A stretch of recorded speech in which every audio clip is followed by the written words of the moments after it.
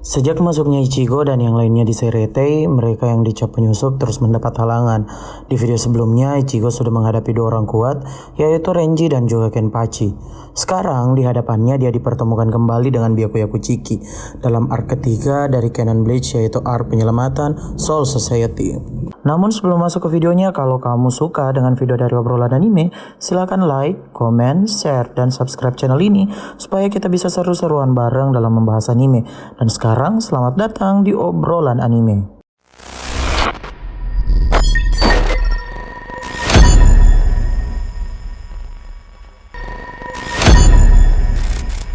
Dengan kemunculan Yoroichi sebelum pelepasan Shikai dari Byakuya dilakukan, membuat semua orang kaget. Bagaimana tidak, si Houin Yoroichi ternyata salah satu orang penting di Soul Society 100 tahun yang lalu. Dia merupakan mantan kapten dari pasukan rahasia Onmitsukido dan juga mantan kapten pasukan penghukum milik Soul Society. Dalam pertemuan ini, Yoroichi yang menyelamatkan Ichigo tiba-tiba menyerang si pemain utama dan membuatnya langsung tepar. Byakuya yang tidak berkelit tahu kalau Yoroichi memberi Ichigo obat dan berencana untuk kabur. Setelah proses kejar-kejaran, Byakuya harus mengaku kalah dan Yoroichi pun kabur. Sebelum menghilang, dia memberitahu Byakuya kalau dia dan Ichigo bakal rematch dalam 3 hari ke depan. Setelah keduanya kabur, di sisi lain Ishida dan Inoue yang menyamar menjadi Shinigami bertemu dengan kapten divisi 12 yaitu Mayuri Kurotsuchi. Seperti kapten lainnya, Mayuri juga mengincar para ryoka. Apalagi Mayuri ini gila dengan ilmu pengetahuan, makanya mau menjadikan para ryoka bahan eksperimen. Singkat cerita, Mayuri kemudian melawan Ishida dan Inoue. Di sini, Inoue dibawa kabur oleh salah seorang Shinigami yang tidak sengaja mereka temui. Ishida kemudian melawan Mayuri. Mayuri yang merupakan kapten tentu membuat Ishida kewalahan. Mayuri bisa menggunakan Shikai dan cara bertarungnya cukup kotor. Dia menjadikan wakil kaptennya Nemu Kurotsuchi sebagai umpan ke Ishida dalam melakukan serangan. Bahkan tidak segan-segan Mayuri menghajar Nemu kalau dia dianggap tidak berguna. Pemandangan ini tentu membuat Ishida emosi. Apalagi Mayuri menjelaskan kalau dia pernah terlibat dalam kematian seorang Quincy yang tidak lain adalah kakek Ishida. Ishida yang murka menggunakan teknik pertahanan dari para Quincy yang dikenal dengan Ranso Tengai. Tapi sayangnya kemampuan ini belum jadi tandingan Mayuri. Makanya Ishida menggunakan kartu as terakhirnya yaitu teknik Quincy Last Steal yang mempercepat kekuatan penyerapan partikel roh dari Quincy.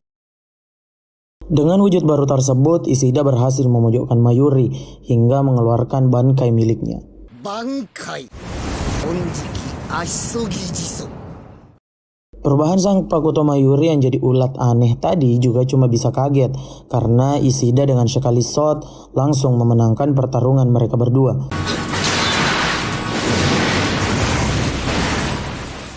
Kekuatan besar dari Ishida yang bisa mengalahkan kapten ini tentu harus dibayar mahal.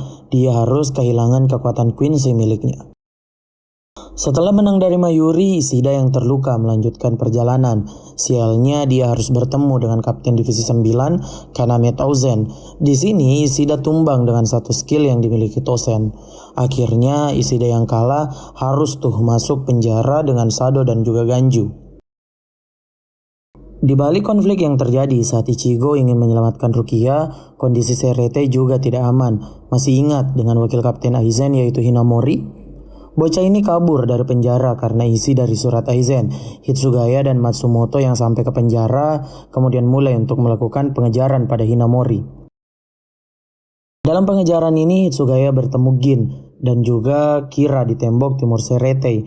Kira juga kabur dari penjara berkat bantuan Gin. Nah, saat bincang-bincang, Hinamori kemudian muncul di hadapan mereka. Siapa sangka, Hinamori ini terprovokasi surat dari Aizen yang mengatakan kalau Hitsugaya adalah dalang dari eksekusi Rukia, serta kematian dari Aizen. Alasannya cuma satu, yaitu Hitsugaya ingin mendapatkan Sokyoku. Tuduhan tanpa alasan ini tentu membuat Hitsugaya makin curiga dengan Gin. Makanya Hitsugaya mulai menyerang Gin yang dihalangi oleh Hinamori. Tapi yang namanya keroco ya tetap keroco. Ditepok dikit doang langsung terkapar. Dengan pingsannya Hinomori, Hitsugaya dan Gin pun saling berhadapan dan terjadilah pertarungan antar kapten. Memiliki pangkat yang sama, pertarungan keduanya tampak seimbang. Tekanan roh yang dikeluarkan bahkan membuat Kira yang menonton menjadi merinding. Untuk memenangkan keadaan, Hitsugaya melakukan pelepasan Sanpakuto pertamanya atau Shikai.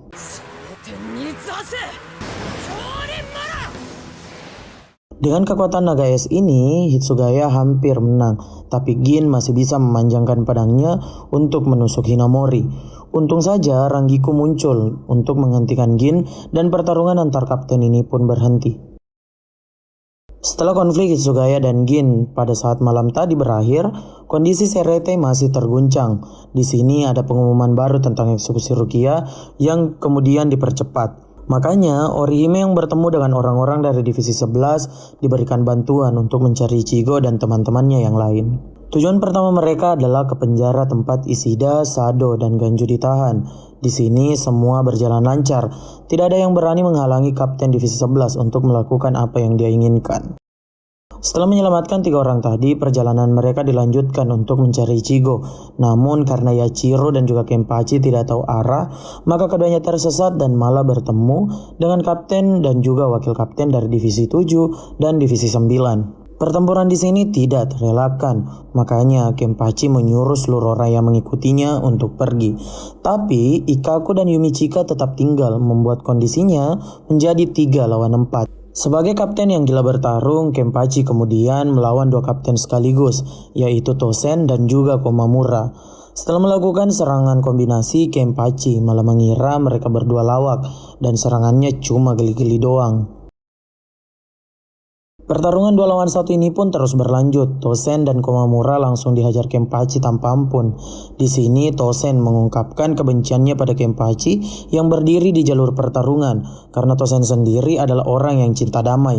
Saking bencinya, Tosen mulai serius dan mengeluarkan Bankei Sanpakuto miliknya.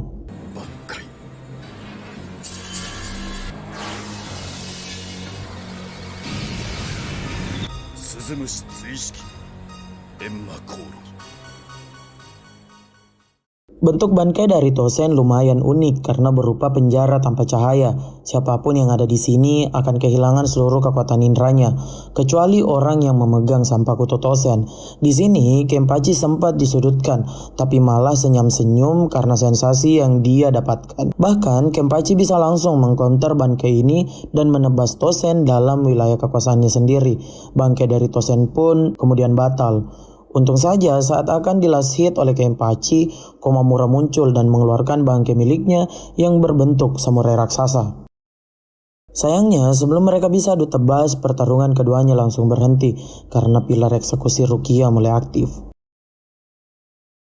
Konflik di Soul Society pun terus berlanjut. Nasib pemain utama yang mau rematch hingga eksekusi Rukia baru saja akan dimulai dan akan kita lanjutkan di lain waktu. Kalau kamu suka videonya, silahkan like, komen, share, dan subscribe channel ini supaya kita terus berbagi konten anime menarik lainnya.